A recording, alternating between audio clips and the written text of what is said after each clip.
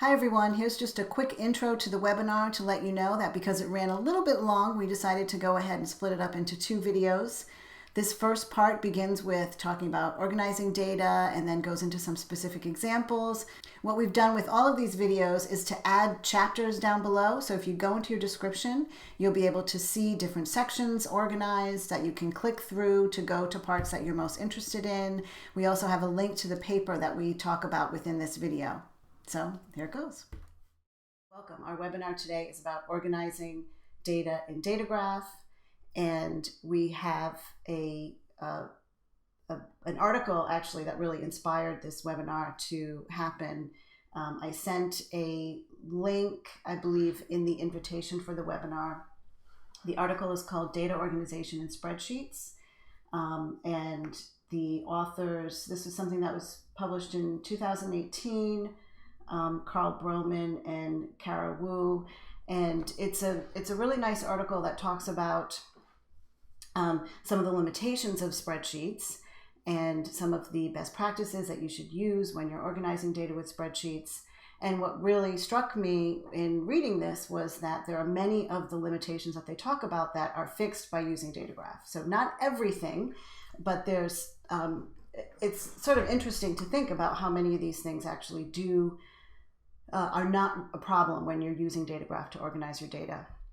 And I think that what I have found in working with the people using the program, that there's certainly a number of people who use DataGraph for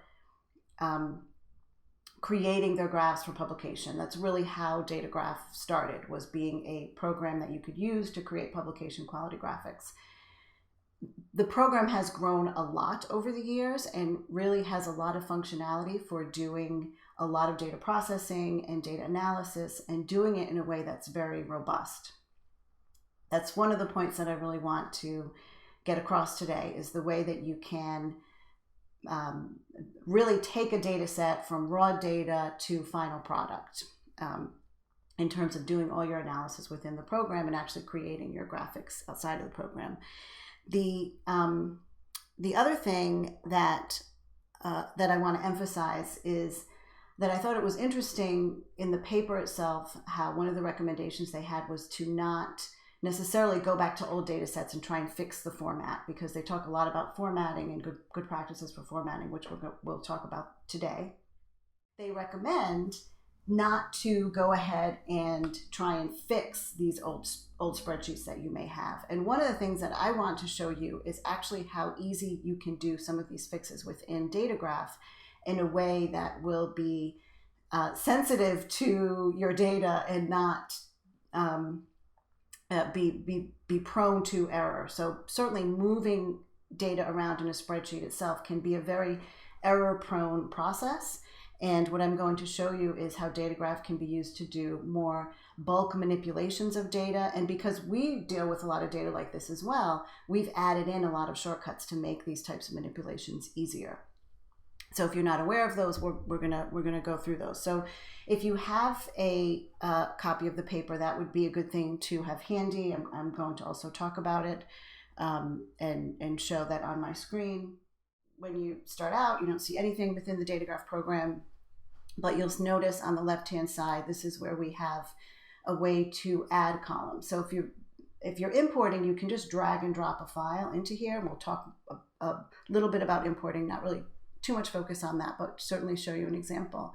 But the main thing is that within DataGraph, we organize data in terms of columns. So if I wanted to add number columns, I can click on these buttons and I could have an X column and a Y column, and I could take that and type in some data. So unlike a spreadsheet where you have this free form entry of data, here we're limited to the columns that we have created. And yet we can do, this is actually something that older versions of the program couldn't do. You can click below a column and start adding values into these particular columns. But in essence, each one of these columns is a set of data that we can manipulate. I can move these around, and when I do that, I also change the order within my column list over here. So these are my objects that represent my columns. Now, the next level of organization is to group your columns. If you have a lot of columns, you would want to put them within a group. And to do that, there's an icon here on this column list that I can click, and this adds a group object that you see here on the left, and I can bring my columns into that group in a variety of ways. I can highlight them, and I can drag them into the group. Notice now there's a color associated with them. And then on the left-hand side, I can open and collapse this. I'm sure many of you are already familiar with this, but just to make sure that everyone sees this, because this is really important in terms of how do we organize things. And the groups themselves are objects that can be nested within themselves, so or each other. So I don't have to have just one group. I can have multiple groups, and I can put those groups within groups, and you'll see that as we go through the examples that we have. One of the really handy shortcuts that we will be using that I want to make sure everyone knows is to be able to duplicate a group of data, because in particular for some of the data sets where we're going to want to do manipulations on them, we're going to want to make a copy so we don't change our raw data that we brought into DataGraph. So to do that, I can hold down the Option key, click on this object, and drag, and you'll see that little green plus symbol. This is actually something you can do within the Mac OS. The Finder does this for duplicating files, and we use the same approach here. So now I just have 2 copies of this data, an exact copy, and I could go ahead and make changes in this data set and have a different set of data here. So a couple of other actions that we'll do. It's really easy to delete rows of data. I just click and it selects the entire row. I can delete that. So easy to make copies. I can organize things in groups. And just let me give you one really simple example of why, change this data a little bit more, of why organizing things in groups within DataGraph has this advantage. And one of them is that when we then create graphics with these groups, so I'll just do a really simple plot of this data. Actually, I guess I shouldn't make this quite so linear. It's a little more interesting. And I'll add a point here. Whenever I have a command object, so here's my plot command with my data X and Y, and I have another group that has this columns with the same names on them, and the group doesn't have to be named the same. In fact, I'd probably want to differentiate these 2 groups from one another.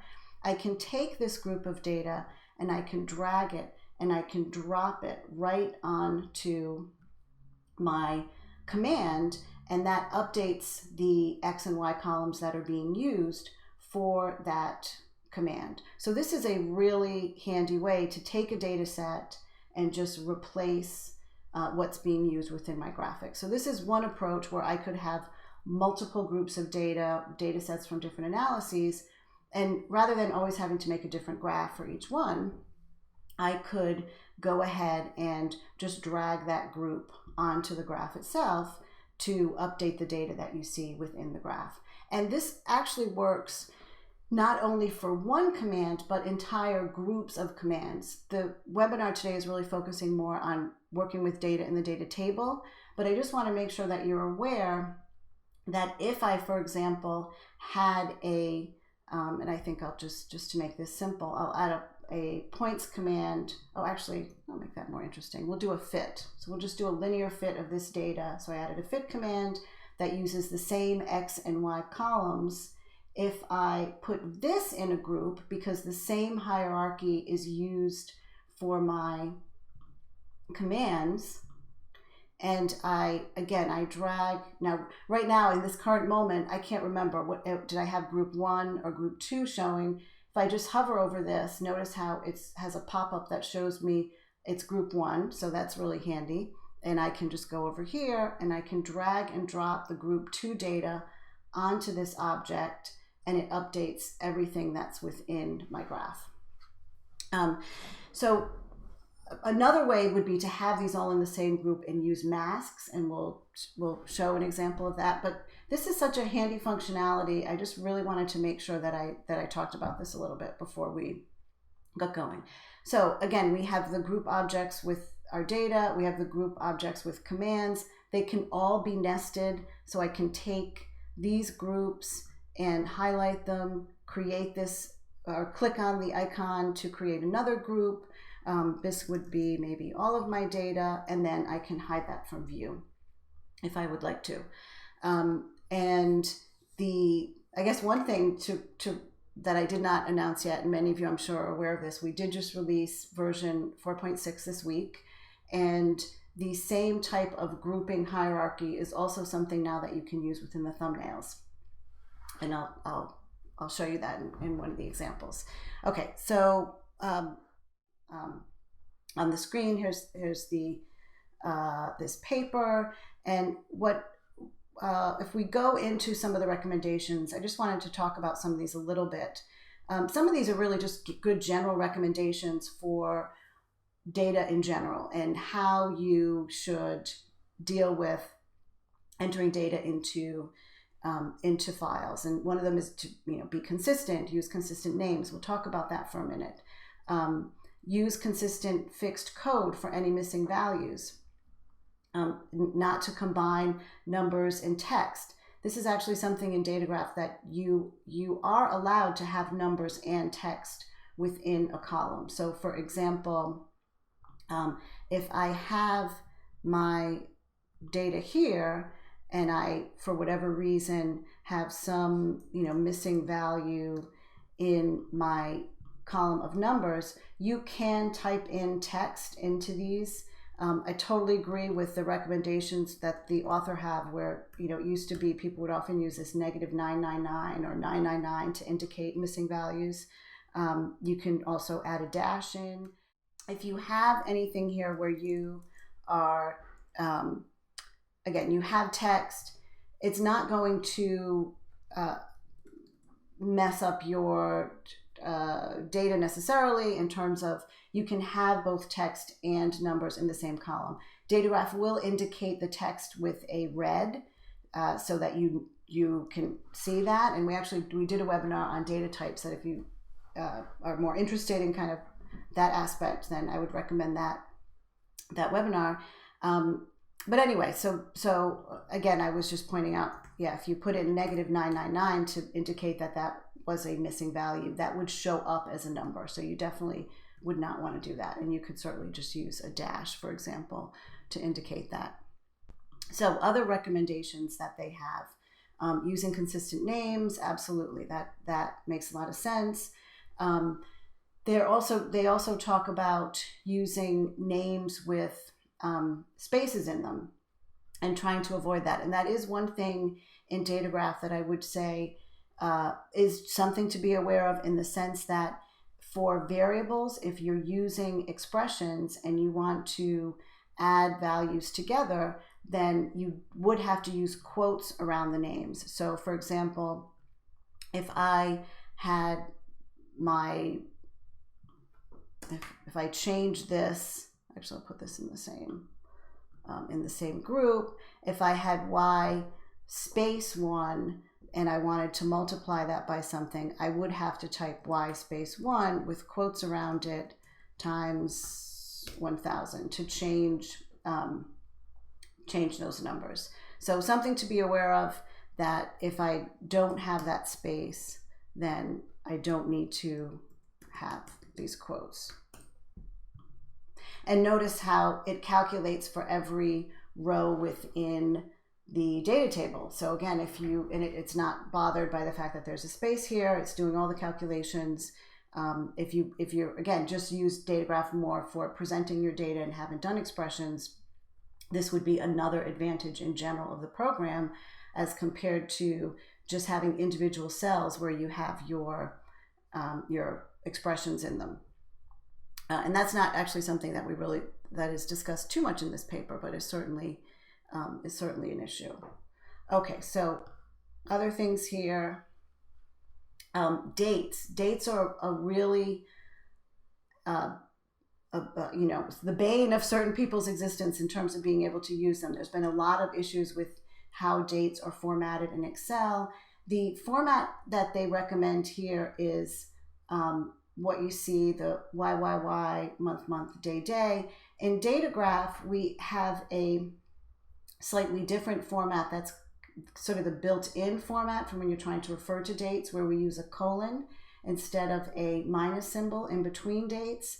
And the reason being that if you're, say for example, you have dates that you want to include in your data table, the dates themselves, it could if you're trying to refer that in a mask, for those of you who aren't familiar with masks are how we filter data, but you would use the colon instead of a minus symbol to refer to a date in an expression or in a mask, because everywhere where you can enter numbers, that minus would be looked at as an actual, that dash could be looked at as an actual minus symbol. So dates are something that are really well handled within DataGraph. And one of the reasons is that all of these fields, both the number field and the date field, the value that is input when you're importing data or you're entering data is always going to be saved. So for example, here I have a date column that I added. I clicked on this icon to create a date column. And if I want to add some dates in, then I can go ahead and do that. Now, this format right now is not being understood because I have it opposite of what it's expecting, but I can easily change that. And in fact, the program has it built into the gear menu. It will suggest what format it thinks this is. So when you're importing data, it actually do this automatically, but now it's changed the day format to year, month, day. That's how I have this formatted. It's no longer red, indicating that it's not understanding the date. But if I want to display this in some other way, I can do that, and I have all these different options. It also will understand all these different ICU format options, format strings. So I can change the display, but the underlying values that I typed in are still there. So notice how I double click and you'll still see the 2000 \10 and this is very different than in Excel, where the numbers that go into each cell, the program is trying to interpret. What is that? Is it a date? Is it a number? Is it a text? And so what typically happens, and I'm sure many of you have experienced this, is sometimes you put a number in and you may not actually want it to be a date, but it gets interpreted as a date, and it actually changes the format of that of a cell to a date format. And if you then change it back to the format that you actually intended, you've lost that information because it's changed the underlying data that's been typed in. So this is one of the reasons that you don't have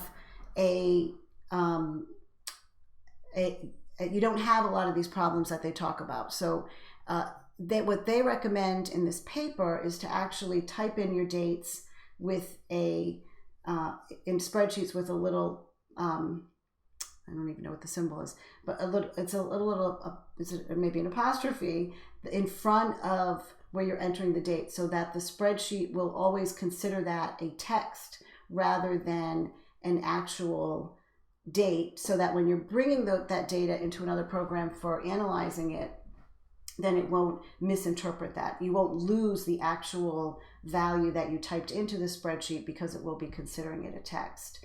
And that's something to really have to remember, to always set your dates as text. In DataGraph, you don't have to do that. Bring your data in, convert it. You can convert it to a date format, and you'll see the original number you typed in. Now, when you use dates in expressions, so if this is my date and I use this in an expression, then you may have encountered this before, where you do see the numeric value that's underlying that date, because there is a number that's saved for every date that's in there. But you can actually change the type that's output on the expression also to dates, and you also there have a different display that you can use to show it. So again, inherently just the way that the program is set up, because we're very specific about data types and we don't overwrite what you've typed in, you don't lose that information. So a lot of those issues are just simply not a problem with DataGraph. So now we're going to get more to talking about the actual format of the data itself. And here's one of the examples that they show of data that has some issues with it in terms of the setup. So first of all, you'll certainly notice that in DataGraph, we don't have ABC across the top. You type in what you want for the actual row header. Now, if you are using spreadsheets and you're really just intent on continuing that for being your primary form of storing your data and entering your data, then these recommendations are definitely spot on. But I want to show you again how you would take something like this and deal with it in DataGraph. And I'm going to go through these different examples and show you these techniques. So let's start with figure 1.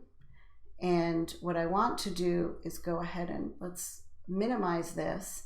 And in fact, I don't have Excel on my computer, so I actually generated this by putting it in DataGraph and exporting it as an Excel file. So you can do that. But one of the really cool things that I wanted to show you, and this is a new feature in the new version of DataGraph, is that you can open an Excel file, an Excel file, XLSX, directly from the file itself without having to do a separate import. Now you could kind of do this already, because you could drag and drop an Excel file directly onto the column list or the data table. But what you'll notice is that now if you right click on an Excel file and you go to open with, DataGraph will be one of the programs that is listed. So DataGraph is now set up to be a viewer for Excel files within the Mac OS system. When I then click this, it will open it up. But what I want to also note to you is notice on my screen how you can see the little DataGraph flag here. Well, I guess you can't really see it here. If I open this file up in Finder, you'll also see that flag next to the file, because one of the things that I've done is I've set my Excel files to just open up in DataGraph natively, since again, I don't have the program on my computer. Anyway, so you can do that. You can make DataGraph your default viewer for these files. And so I just clicked on that and it opened it up in DataGraph, and you can see here there's a group that represents the name of this file, and that this file contained these 3 columns. And this is the example, essentially, that is figure 1 within that paper. So first of all, if I want to look at this file a little bit, now I guess one of the things that you'll see, the date format is actually in the native DataGraph format that we use for referring to dates throughout the in other if masks, for example, with the colon in between. But essentially this is the same as the figure 1 that was in that paper.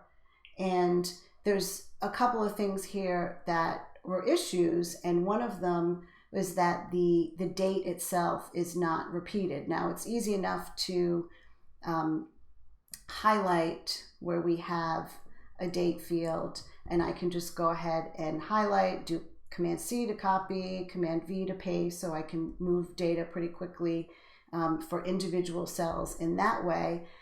But one of the issues here that is a problem would be that you have dates also in 2 columns. So actually, first, before I do that, let me fix the fact that the headers aren't set correctly. That's really easy to do. I can right click on the row, and there's an option for use row for column titles, and that brings my column headers up. and I can click on this row here and just hit the delete key, and that will get rid of it.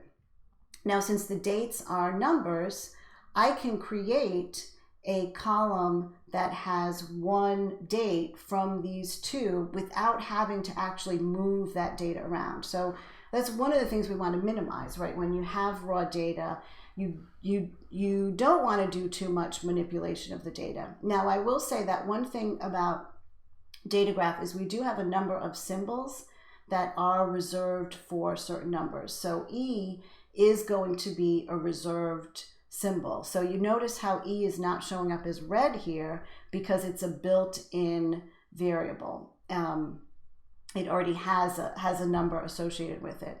So this is something to be aware of. You probably don't want to use E for your note, but I could just say NA, for example, and now you're going to, oh, well, it's a date field, so I'm not actually seeing that error. Oh, I take that back. So what happened is when I opened this, it doesn't know it's a date yet. So let me right click on this and I can convert to number.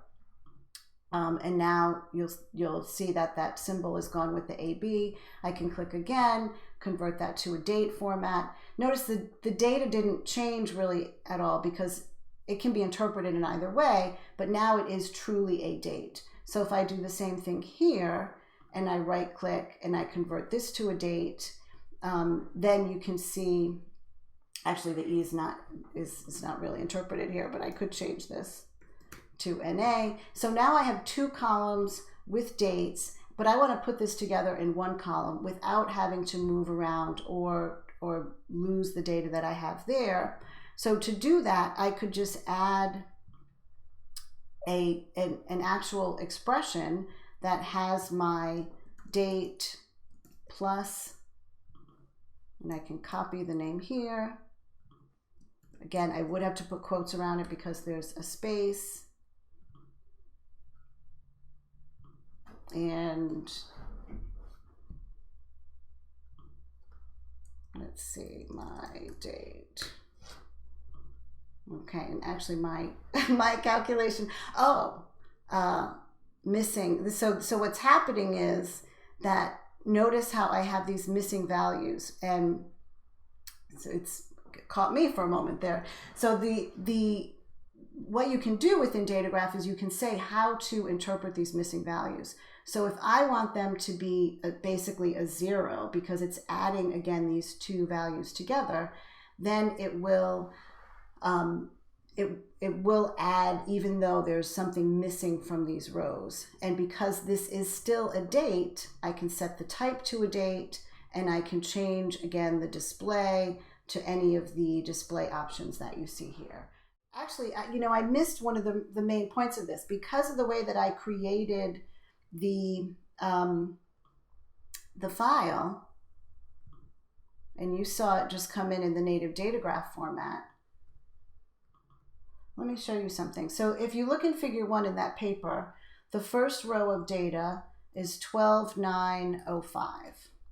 And if you go further down in the paper, the subsequent rows, we have 1, 11, 2006.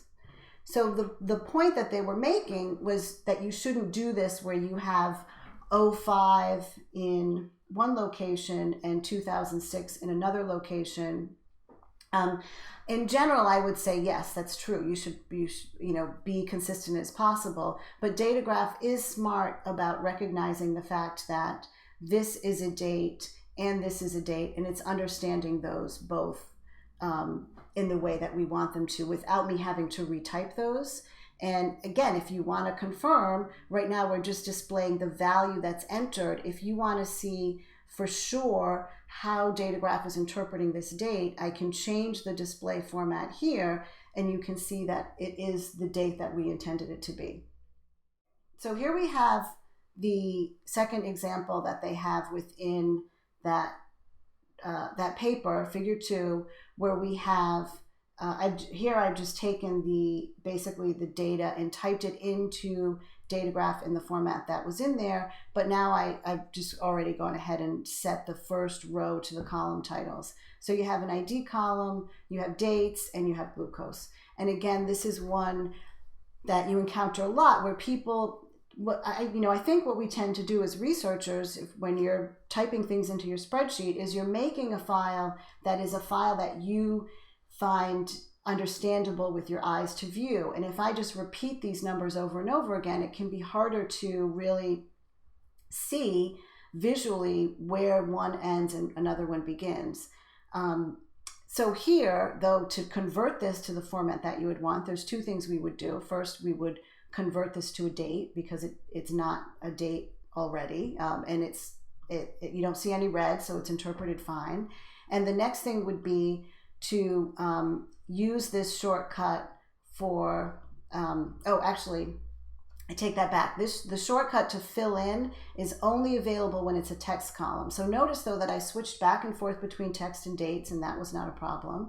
But now I'm going to right-click on the column itself, fill empty rows with previous non-empty row, and then I'm going to convert this to a date format. And I'm done. Now I have my format is, again, in the way that you would like. It's filled in, every row is filled in, and we could analyze that data.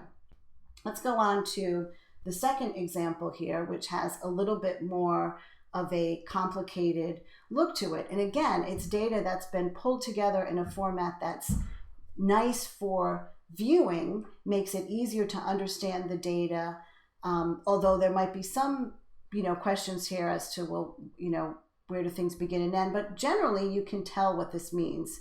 I have two different sets of data, A and B. I have one set at 1 minute, and I have another set that's at 5 minutes.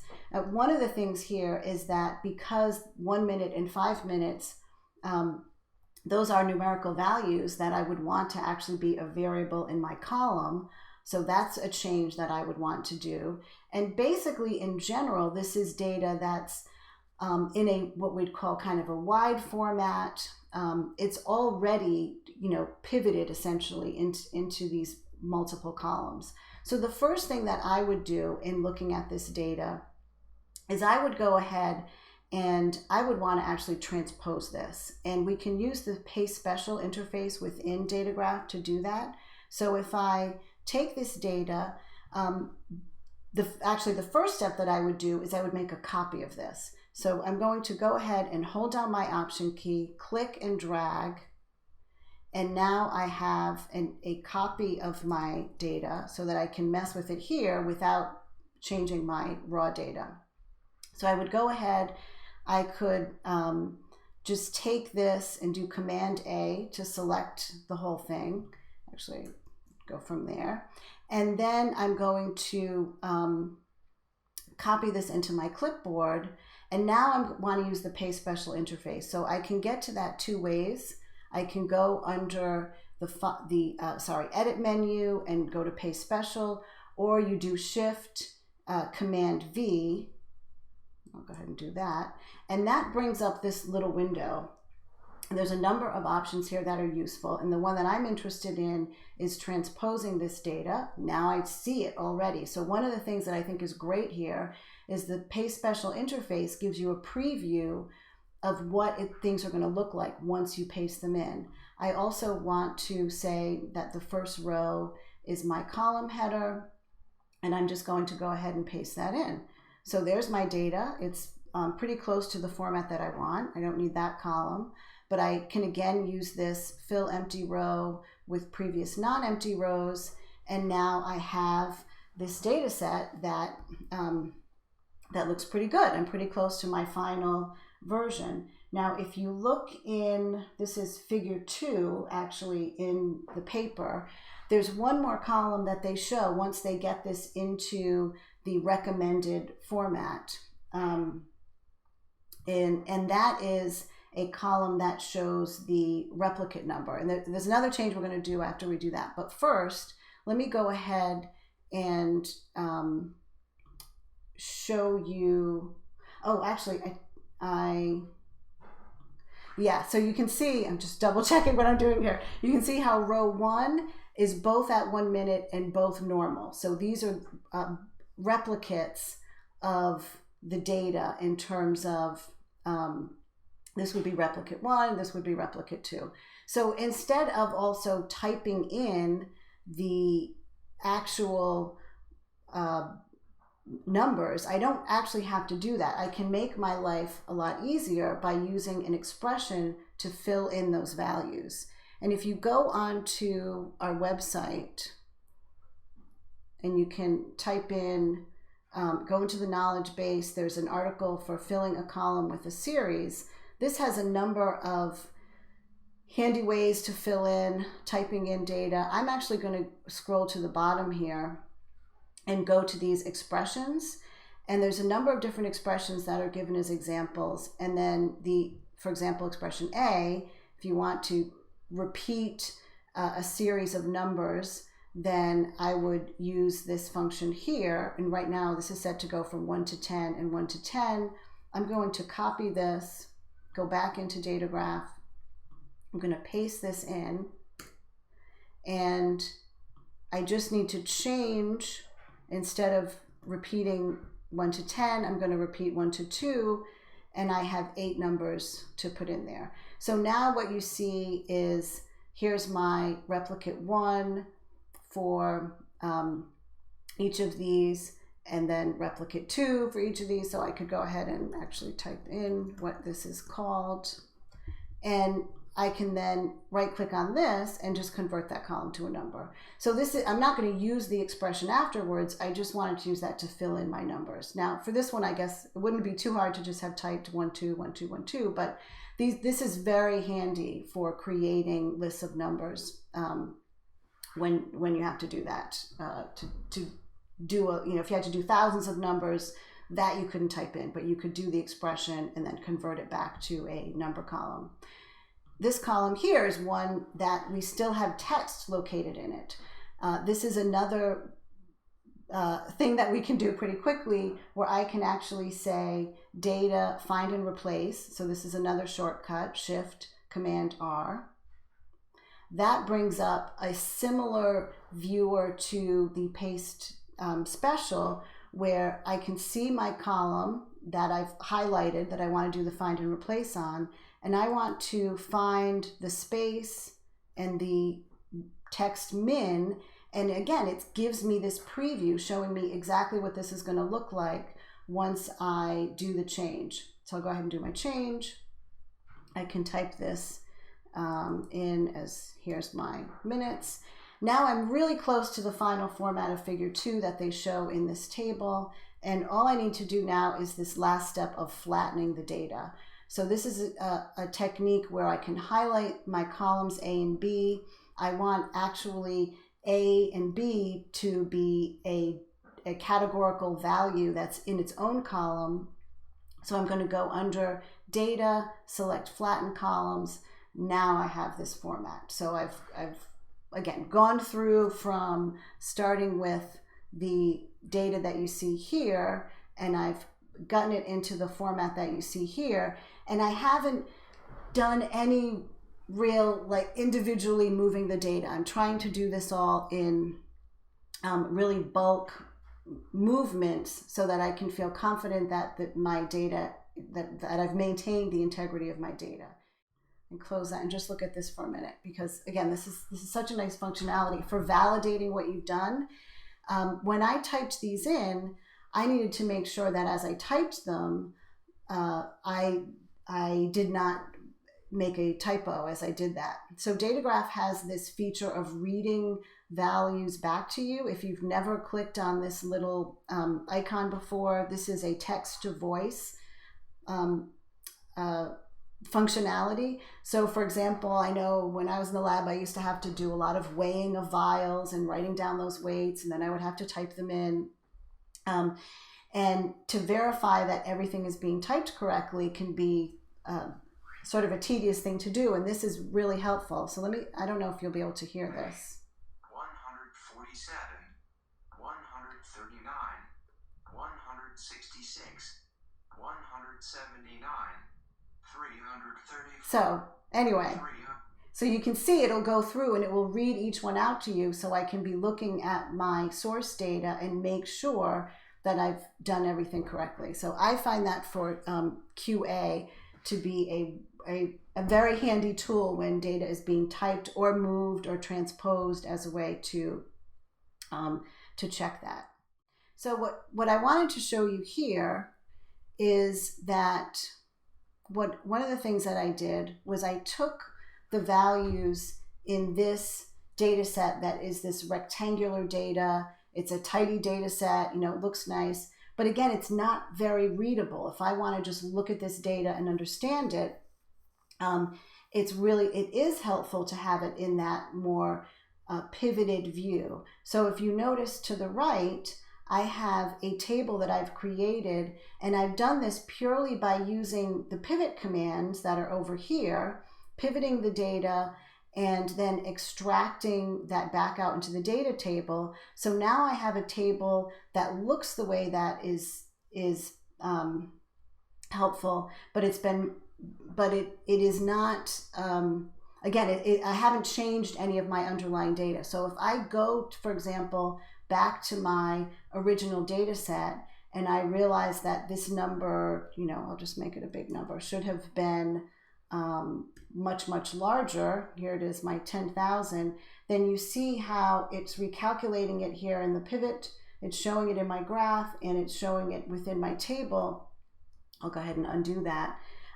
But so you can actually use this approach to have the long version of your data that you type into, but in real time, you could then see the output of that in a format that's more useful for actually viewing the data. And you could do it in a variety of different ways. So I have it also here by treatment.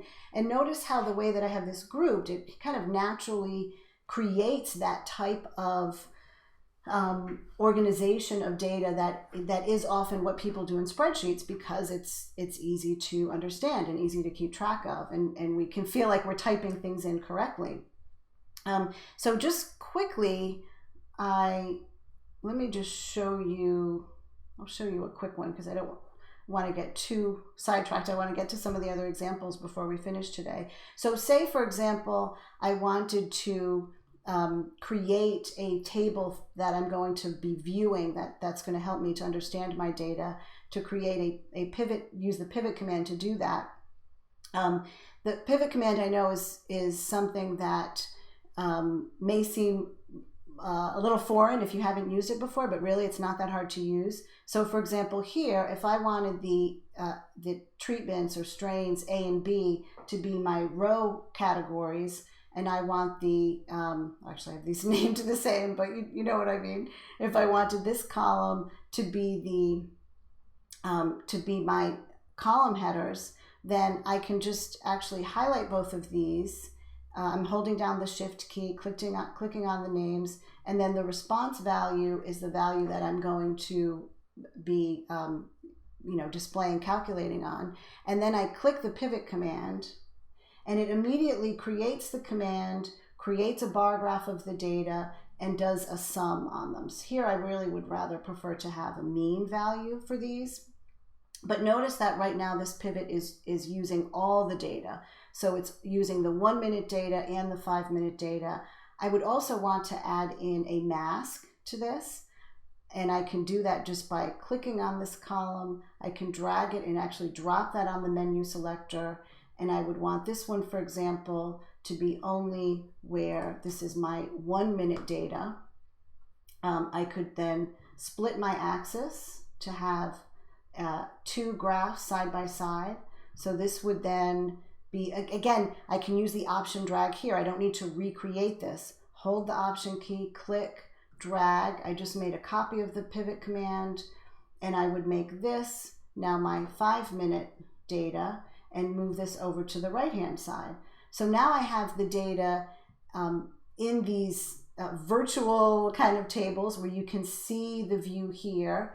But if you also want to, again, bring it back out to the data table, I can do that by clicking on the gear menu and click Extract All Pivot Columns.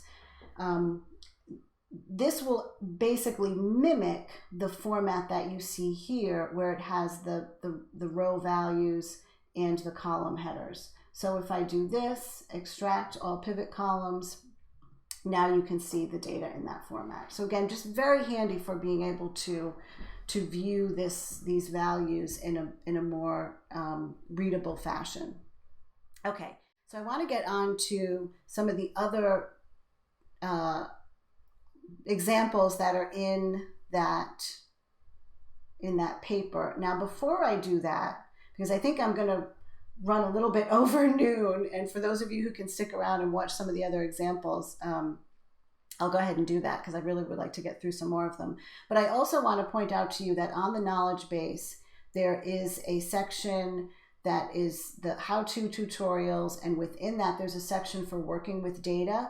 And within this portion of the knowledge base, a number of the techniques that I'm using now are documented as to how to use them. So if you're not sure, for example, about flattening the data, go ahead, go into here, and there's some examples that are worked out. I think for a lot of these, we also do have, here's a short video, a short GIF that kind of demonstrates it.